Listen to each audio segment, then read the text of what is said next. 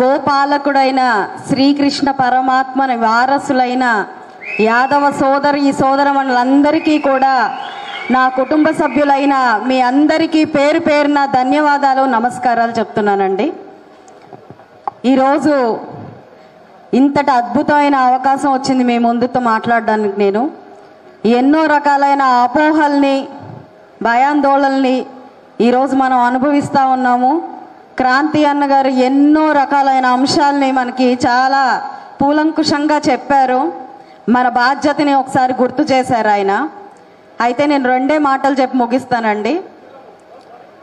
హక్కున చేర్చుకోవడంలో, ఆడపిల్లను హక్కున చేర్చుకోవడంలో శ్రీకృష్ణ పరమాత్మకే చెల్లింది.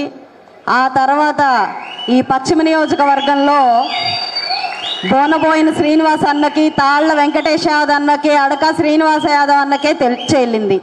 ఈ చెల్లిని ఎంత అద్భుతంగా గడిచిన 50-55 రోజుల నుంచి నన్ను ఎంత హక్కున చేర్చుకొని వారు కాపాడుతున్నారంటే, చెల్లమ్మని ఎలా చూసుకోవాలి అన్నది ప్రతి ఒక్కరు నేర్చుకోవాలి అన్నట్టుగా ఉంది. రాజకీయ అనుభవం లేకపోయినా ప్రజల్లోకి వెళ్ళి వారి సమస్యల్ని తెలుసుకునే విధానాన్ని కానివ్వండి, రాజకీయ విశ్లేషణ కానివ్వండి, దగ్గరుండి నాకు ప్రోత్సహించి ఎలా నేను ప్రవర్తించాలో కూడా దగ్గరుండి ఇప్పటి వరకు నన్ను ముందు అడుగులు వేయించిన అన్నలు వీరు. వారికి నేను సర్వత్రా కృతజ్ఞురాల్ని. అయితే మమ్మల్ని మర్చిపోకూడదు మీరు అధికారం వచ్చాక అని అన్నారు.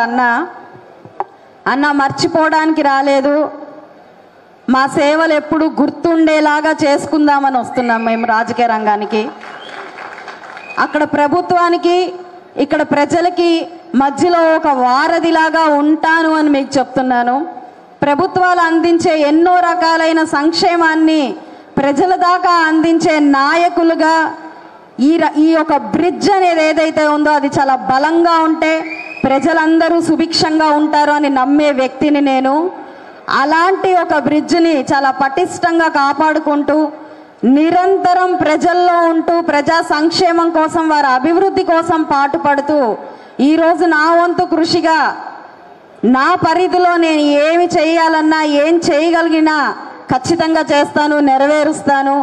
అలాగే మీరు నాకు అందించే ఈ యొక్క సహాయ సహకారాలకి ఎల్లవేళలా కృతజ్ఞురాలుగా ఉంటాను. మీరిచ్చే సూచనల్ని, సలహాల్ని, మీ అనుభవాన్ని నా మనసులో పెట్టుకొని రానున్న రోజుల్లో ప్రవర్తిస్తాను అని చెప్తూ ఇంతటి అద్భుతమైన అవకాశాన్ని ఇచ్చినందుకు, మీ అందరి మనసుల్లో నన్ను ఉంచుకున్నందుకు ధన్యవాదాలు చెప్తూ సెలవు తీసుకుంటున్నాను.